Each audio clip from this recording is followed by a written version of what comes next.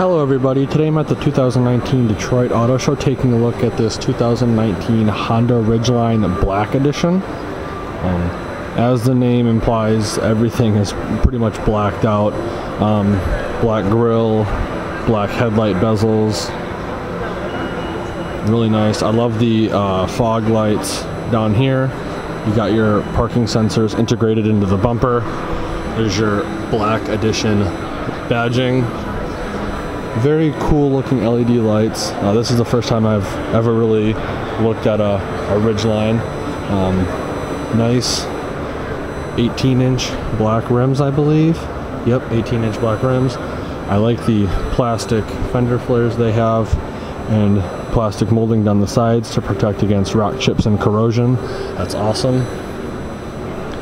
Looks like they have some sort of passive entry where if you have the key on you, you'll be able to get into the car.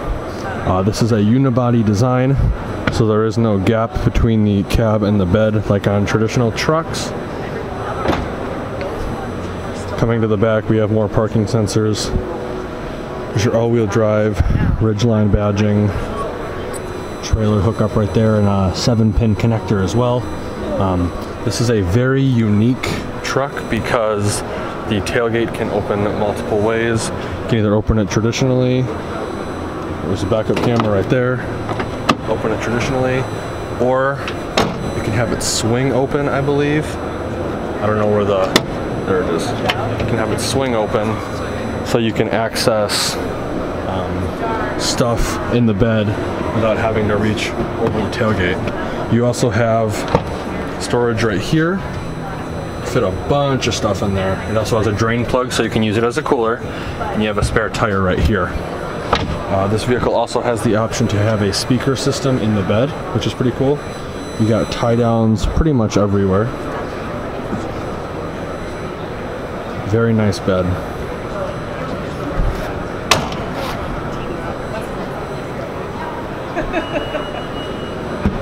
Overall, I'm very impressed. I think that bed and that storage system is top notch. I'm going to take a closer look at the interior in just 1 minute. Alright, here's a closer look at the interior on this Ridgeline. You have all your window controls on the left, as well as your lock and unlock button above that. On the door handle, you have your 2-seat memory. To the right of that, we have your mirror control, and then the Econ button for better fuel economy. Below that, we have your parking sensors on off, traction control on off, cargo light on off, lane keep assist, and I believe adaptive cruise control or collision warning on off. Over here we have your AC outlet, which when you push this will enable the power receptacle in the bed of the truck. Coming up top to the instrument cluster, we have a really nice instrument cluster. Tachometer on the left, speedometer on the right, LCD screen in the middle, and then your speedometer up top. I messed that up, I'm sorry. Tachometer, speedometer up top, and then your fuel level and engine temperature. Moving back, we have a nice leather wrapped steering wheel.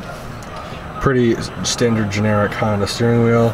Source, volume, seat, all that stuff is over on the left hand side.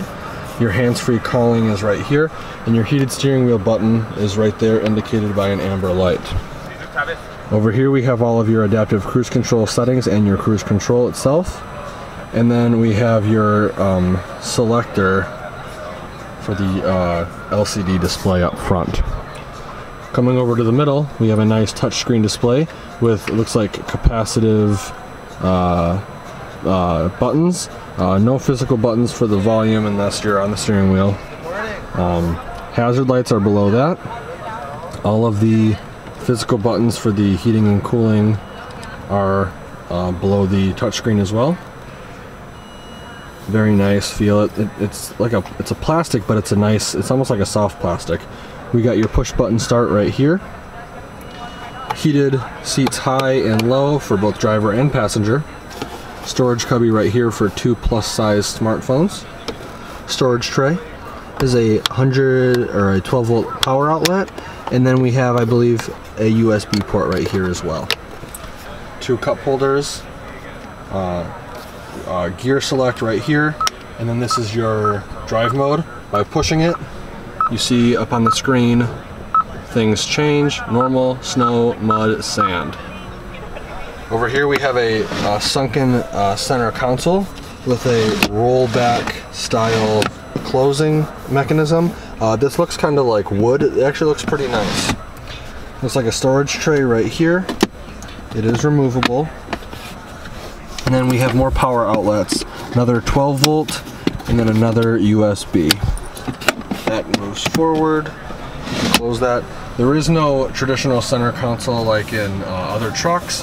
However, you do get armrests that are extremely adjustable. To reset it, you just pick them up all the way to their up position, fold them back down, and just leave where you want them. If you mess up, fold it up, go down, and you're good to go.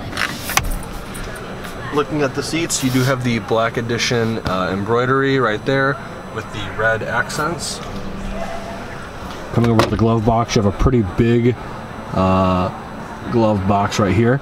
If you look closely over here, you actually have the trunk lock button, which you can lock the trunk so that way it can't be accessed. Very cool. Up top, we have a halogen lit vanity for the passenger and driver. You have a glasses compartment right here with a mirror to keep an eye on the younger ones. Looks like you have LED map lights. And then universal garage door remote opener is right there. And then behind that is the buttons for the sunroof. Very cool. Let's take a look at the back and see how much room we have back there. Before I get in, you do have a cup holder in the door sill as well as a phone pocket right here. These seats do fold forward and you can actually pick them up as well. They're on this track system right here, which is very cool. Let's get in. I don't think I'm gonna have much leg room. Yeah, I don't. I'd say I have a solid inch, maybe, of leg room before my knees would hit the seat. This feels very similar to like an extended cab truck. You do have heating and cooling vents right here for the rear passengers, as well as a little storage pouch right here, and then 2 USB ports down here. You're not going to be able to see that. Again, storage behind driver and passenger in the form of pouches. Pull this down, you have access to a pretty big sized armrest slash cup holder. This is probably the biggest I've seen at the auto show. Up top, they're not working right now, but you do have your dome map lights as well as grab handles and hanger hooks on both sides. Very cool. Let's take one last look at the exterior. Overall, I'm pretty impressed with the Honda Ridgeline. I think it's definitely useful if you want truck features but don't necessarily need a truck. This would be a great choice for you. It's just like all of Honda's other vehicles. Everything's dang near exact in terms of steering wheel, touchscreen, buttons and that. However, the bed is definitely what does it for me. I love that you can open this 2 ways. I love that you have a huge storage container down here. And even with the bed being shallow, you don't really have that many space taken up by the wheel well arches.